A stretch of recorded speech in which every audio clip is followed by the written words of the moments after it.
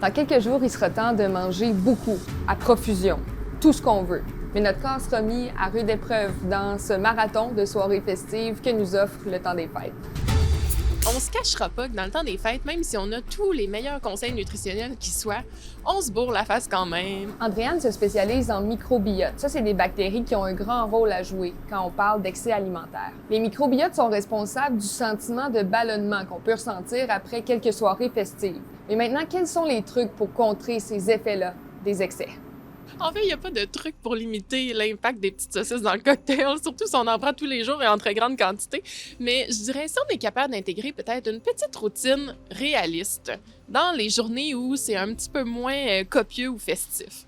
Donc, on sort dehors 1 heure, on va prendre une marche de 15 minutes, on essaie d'intégrer peut-être des repas qui contiennent un peu plus de légumes, des protéines moins grasses. Donc, poisson, poulet, légumineuses, tofu, si on est à l'aise là-dedans, on met beaucoup de légumes. Les journées où c'est un peu moins festif, juste pour reprendre un peu toutes les perturbations qu'on a vécues dans les journées précédentes.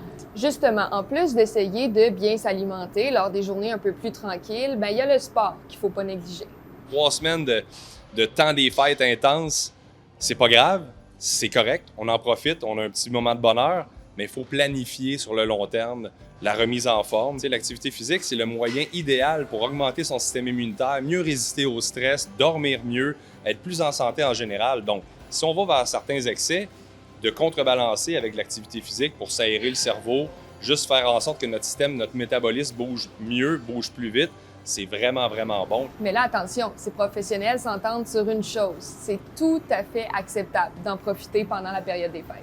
Ce qu'on doit faire, c'est savourer chacune de nos bouchées. Puis pour y arriver, en fait, c'est de prendre notre temps, de déposer la fourchette, d'entretenir les conversations, d'avoir du fun durant le temps des fêtes.